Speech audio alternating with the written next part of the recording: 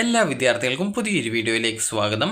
ഈ വർഷത്തെ SPMA അതായത് ഈ ഒരു സെൽഫ് ഫിനാൻസ് നേഴ്സ് അതായത് പാരാമെഡിക്കൽ കോഴ്സുകളിലേക്കുള്ള പ്രവേശനത്തിനായിട്ട് അതായത് സെൽഫ് ഫിനാൻസിലെ പാരാമെഡിക്കൽ മാനേജ്മെൻറ്റ് അസോസിയേഷനായിട്ടുള്ള SPMAയുടെ ഈ ഒരു കോളേജുകളിലേക്കുള്ള പ്രവേശനത്തിനായിട്ട് അപേക്ഷ സമർപ്പിച്ച വിദ്യാർത്ഥികളുടെ റാങ്ക് ലിസ്റ്റ് പ്രസിദ്ധീകരിച്ചു.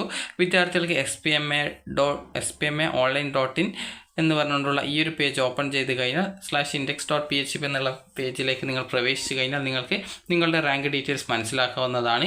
ഈ ഒരു വെബ്സൈറ്റ് ഓപ്പൺ ചെയ്ത ശേഷം സൈഡിലായിട്ട് മെനു കാണാൻ സാധിക്കും. അതിലെ 3 ലൈൻസിൽ ക്ലിക്ക് ചെയ്ത് കഴിഞ്ഞാൽ നിങ്ങൾക്ക് ഇവിടെ റാങ്ക് ലിസ്റ്റ് എന്ന് പറഞ്ഞുകൊണ്ട് കാണാൻ സാധിക്കുന്നതാണ്. നിലവിൽ ആ ഒരു റാങ്ക് ലിസ്റ്റിൻ്റെ പേജ് ഓൾറെഡി ഓപ്പൺ ചെയ്തത് കൊണ്ടാണ് ഇങ്ങനെ കാണിക്കുന്നത്. അപ്പോൾ നിങ്ങൾക്ക് അവിടെ ആ റാങ്ക് ലിസ്റ്റ് എന്നുള്ളത് ക്ലിക്ക് ചെയ്തുകൊണ്ട് നിങ്ങൾക്ക് നിങ്ങളുടെ ആ ഒരു റാങ്ക് ലിസ്റ്റ് മനസ്സിലാക്കാവുന്നതാണ്. അപ്പോൾ നിങ്ങൾ ഏത് കോഴ്സുകളിലേക്കാണ് പ്രവേശനത്തിനായിട്ട് ഓപ്ഷൻ വെച്ചിട്ടുണ്ടായിരുന്നത് ആ ഒരു കോഴ്സ് നിങ്ങൾ സെലക്ട് ചെയ്ത് കൊടുക്കുക. അപ്പോൾ ആ ഒരു കോഴ്സ് സെലക്ട് ചെയ്യുന്ന സമയത്ത് ആ ഒരു കോഴ്സിലേക്കുള്ള റാങ്ക് ലിസ്റ്റാണ് നിങ്ങൾക്ക് ലഭിക്കുക.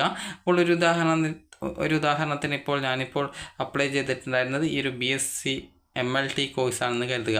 അപ്പോൾ ആ ഒരു കോഴ്സാണെങ്കിൽ ആ ഒരു കോഴ്സിന് സെലക്ട് ചെയ്ത ശേഷം സബ്മിറ്റ് ചെയ്യുക. സബ്മിറ്റ് ചെയ്ത ശേഷം ഡൗൺലോഡ് എന്നുള്ളത് ക്ലിക്ക് ചെയ്ത് കഴിഞ്ഞാൽ നിങ്ങൾക്ക് ആ ഒരു ഫയൽ നിങ്ങൾക്ക് PDF രൂപത്തിൽ ഡൗൺലോഡ് ആയിട്ട് വരുന്നതായിരിക്കും.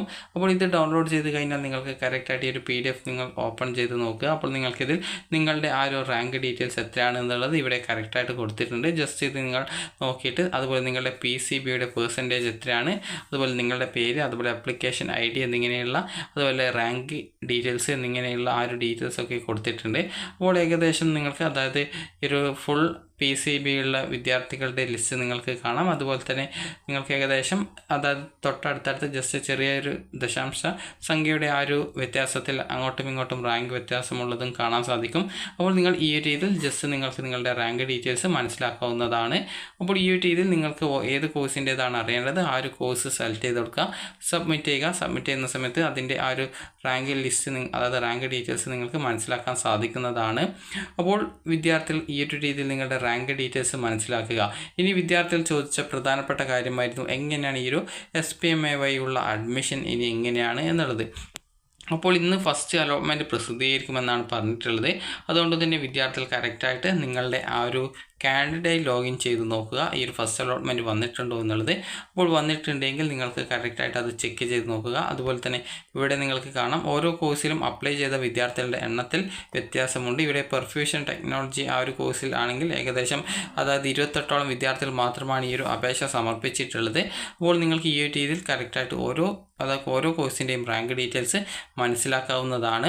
അപ്പോൾ 28-ാം തീയതിയോടെ ഇന്ന് ഇതിൻ്റെ അലോട്ട്മെൻറ്റ് പ്രസിദ്ധീകരിക്കുമെന്നാണ് നിലവിൽ ഈ ഒരു ഷെഡ്യൂൾ പ്രകാരം പറഞ്ഞിട്ടുള്ളത്. അതുകൊണ്ട് തന്നെ വിദ്യാർത്ഥികൾ ചെയ്യേണ്ട പ്രധാനപ്പെട്ട കാര്യം നിങ്ങൾ ജസ്റ്റ് ഒന്ന് ലോഗിൻ ചെയ്ത് നോക്കുക റിസൾട്ട് വന്നിട്ടുണ്ടോ എന്നുള്ളത്. അപ്പോൾ അലോട്ട്മെൻറ്റ് ഷെഡ്യൂൾ പ്രകാരം 28-ാം തീയതി ഈ ഒരു ഫസ്റ്റ് അലോട്ട്മെൻറ്റ് പ്രസിദ്ധീകരിക്കുമെന്നാണ് പറഞ്ഞിട്ടുള്ളത്. അപ്പോൾ അതുകൊണ്ട് തന്നെ വിദ്യാർത്ഥികൾ ജസ്റ്റ് ഒന്ന് ലോഗിൻ ചെയ്ത് ഈ ഒരു ഫസ്റ്റ് അലോട്ട്മെൻറ്റ് വന്നിട്ടുണ്ടോ എന്നുള്ളത് പരിശോധിക്കുക. അതിനുശേഷം വിദ്യാർത്ഥികൾക്ക് ഈ ഒരു ഫസ്റ്റ് അലോട്ട്മെൻറ്റ് കിട്ടുകയാണെങ്കിൽ 30-ാം തീയതി വൈകുന്നേരം 5 മണിക്ക് മുമ്പായിട്ട് നിങ്ങൾക്ക് അതായത് ഈ ഒരു അഡ്മിഷൻ നേടാവുന്നതാണ്. അതുപോലെ തന്നെ ഈ ഒരു അലോട്ട്മെൻറ്റ് കിട്ടിക്കഴിഞ്ഞാൽ ഫീ പേയ്മെൻറ്റും അതുപോലെ തന്നെ ഈ ഒരു അലോട്ട്മെൻറ്റ് ലഭിച്ച ശേഷം വിദ്യാർത്ഥികൾ ജോയിൻ ചെയ്യേണ്ട ഡേറ്റ് എന്ന് പറയുന്നത് ഈ ഒരു 30-ാം തീയതി വൈകുന്നേരം 5 മണി വരെയാണ്. അതുകൊണ്ട് തന്നെ നിങ്ങൾ ജസ്റ്റ് ഒന്ന് ലോഗിൻ ചെയ്ത് അലോട്ട്മെൻറ്റ് വന്നിട്ടുണ്ടോ എന്നുള്ള കാര്യം പരിശോധിക്കുകയും അലോട്ട്മെൻറ്റ് കിട്ടിയിട്ടുണ്ടെങ്കിൽ ഫീ പേയ്മെൻറ്റ് ചെയ്യുക. അതിനുശേഷം കോളേജിൽ ജോയിൻ ചെയ്യുകയും ചെയ്യേണ്ടതാണ്. അപ്പോൾ ജോയിൻ ചെയ്തിട്ടില്ലെങ്കിൽ നിങ്ങൾക്ക് ലഭിച്ച അലോട്ട്മെൻറ്റ് നഷ്ടപ്പെടുന്നതായിരിക്കും എന്നുള്ളത് പ്രത്യേകം ശ്രദ്ധിക്കേണ്ടതാണ്. അപ്പോൾ അതിനുശേഷം വിദ്യാർത്ഥികളുടെ ജോയിൻ ആയിട്ടുള്ള വിദ്യാർത്ഥികളുടെയും നോൺ ജോയിനിങ് ആയിട്ടുള്ള വിദ്യാർത്ഥികളുടെയും ലിസ്റ്റ് പ്രസിദ്ധീകരിക്കുന്നത് ഈ ഒരു ജൂലൈ 30-ാം തീയതിയും അതിനുശേഷം ഫസ്റ്റ് അലോട്ട്മെൻറ്റിന് ശേഷമുള്ള സെക്കൻഡ് അലോട്ട്മെൻറ്റ് വരുന്നത് ഓഗസ്റ്റ് 1-നുമാണ്. അപ്പോൾ വിദ്യാർത്ഥികൾ കറക്റ്റായിട്ട് ഓരോ അലോട്ട്മെൻറ്റ് വരുന്ന കാര്യവും പ്രത്യേകം ശ്രദ്ധിക്കുക.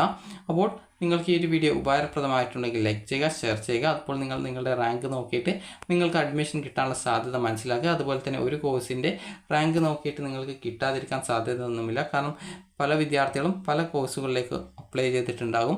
അപ്പോൾ അതുകൊണ്ട് തന്നെ അവരുടെ ഓരോ കോഴ്സിലും അതായത് അവരുടെ താല്പര്യം അനുസരിച്ചിട്ടായിരിക്കും അഡ്മിഷൻ എടുക്കുക. അപ്പോൾ അതുകൊണ്ട് തന്നെ നിങ്ങൾക്ക് അഡ്മിഷൻ കിട്ടാനുള്ള സാധ്യതയൊക്കെ ഉണ്ടാകും. അപ്പോൾ ജസ്റ്റ് നിങ്ങൾ ഈ ഒരു അലോട്ട്മെൻറ്റ് കിട്ടുന്നതിനായിട്ട് വെയിറ്റ് ചെയ്യുക. അപ്പോൾ നിങ്ങൾ ഈ ഒരു അലോട്ട്മെൻറ്റ് വന്നിട്ടുണ്ടോ അതുപോലെ വന്നിട്ടുണ്ടെങ്കിൽ അലോട്ട്മെൻറ്റ് കിട്ടിയിട്ടുണ്ടോ എന്നുള്ള കാര്യങ്ങളൊക്കെ പരിശോധിക്കുക. നിങ്ങളുടെ പ്രൊഫൈൽ വഴിയായിരിക്കും ആ ഒരു അലോട്ട്മെൻറ്റ് റിസൾട്ടൊക്കെ നിങ്ങൾക്ക് മനസ്സിലാക്കാനായിട്ട് സാധിക്കുള്ളൂ. അപ്പോൾ വിദ്യാർത്ഥികൾക്ക് ഈ ഒരു വീഡിയോ ഉപകാരപ്രദമായിട്ടുണ്ടെങ്കിൽ ലൈക്ക് ചെയ്യുക, ഷെയർ ചെയ്യുക. Thank you for watching.